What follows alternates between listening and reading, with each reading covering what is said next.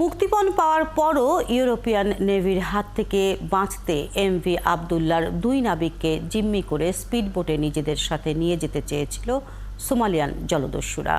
শেষে কর্তৃপক্ষের অনুরোধে নৌবাহিনীর জাহাজ ১৫ নটিক্যাল মাইল দূরে সরে গেলে রাতে জাহাজ ছাড়ে জলদস্যুরা।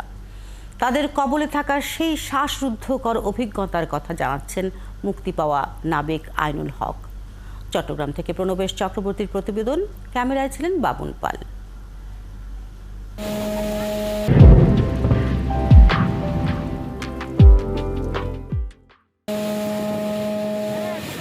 সোমালিয়ান উপকূলের কাছেই নোঙর করা ছিল এমভি আবদুল্লাহ। তাই হেলিকপ্টার থেকে ফেলা মুক্তিপণ পেয়েই ৪টি স্পিডবোটে বেশ কয়েকজন জলদস্যু চলে যেতে পারলেও ইউরোপিয়ান নেভির জাহাজ কাছাকাছি চলে আসায় আটকে যায় সোমালিয়ান দস্যুদের ২টি স্পিডবোট।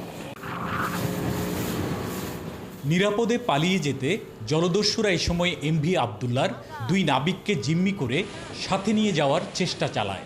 শেষে কর্তৃপক্ষের অনুরোধে ইউরোপিয়ান নৌবাহিনীর জাহাজ ১৫ নটিক্যাল মাইল দূরে সরে গেলে রাতে জাহাজ ছাড়ে বাকি জলদস্যুরা। ২টা নেভি যখন আসছে ওরা নামতে পারতেছে না। ৬টা বোট ছিল ওদের, সম্ভবত ৫ বোট নামছে না ৪ বোট নামছে, ওরা ২ বোট নামতে পারতেছে না। তখন বলতেছে জাহাজে ২জন করে নিয়ে যাবে। এটা একটা ভয়ঙ্কর অবস্থা। তো যেহেতু জাহাজে কে নিয়ে যাবে, আমরা সবাই ভয় পাইছি কারণে হয়তো বা সিনিয়র কাউকে নিয়ে যাবে। জলদস্যুদের সাথে মেশিনগান ছাড়াও ছিল রকেট লঞ্চার। মুক্তিপণ না দিলে সবাইকে গুলি করে মারার পাশাপাশি জাহাজ উড়িয়ে দেওয়ার হুমকিও দেয় দস্যুরা। দোভাষী ক্যাপ্টেনকে বলতে তখন আমরা বিজি ছিলাম, যদি ওরা কিছু করে তোদেরকে লাইন করে দাঁড়া করাই দিব, হাত বাঁধিয়ে ওরা গুলি করলে তোরা মারা যাবে, আমাদের কিছু নেই। সেই ভয় লাগাচ্ছিল আমাদেরকে। মুক্তিপণ দেওয়ার পরও কোন ২ নাবিককে জলদস্যুরা ধরে নিয়ে যায় সেই উৎকণ্ঠায় ছিলেন নাবিকরা। ওরা রকেট লঞ্চার আছে প্রায় ৫-৬টা, মানে এত মানে ধরেন একটা ইউনিটের, আর্মির একটা ইউনিটে জাহাজ লাগে, তা ওরা নিয়ে আসছে ওই জাহাজে। ওয়ারশিপ যখন আসছিল ওরা বলতেছে ওয়ারশিপের অর্ধেক ওরা ড্যামেজ করে দিতে পারবে, এরকম পাওয়ারফুল ওরা। শেষ পর্যন্ত মুক্তি পেয়ে স্বদেশে ফিরতে পেরেছেন, তাই খুশি আইনুল আর তার স্বজনরা।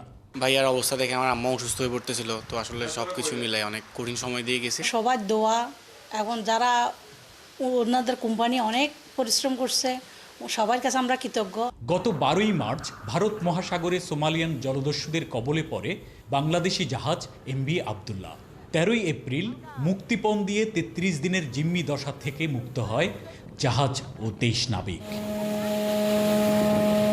প্রণবেশ চক্রবর্তী, ৭১, চট্টগ্রাম।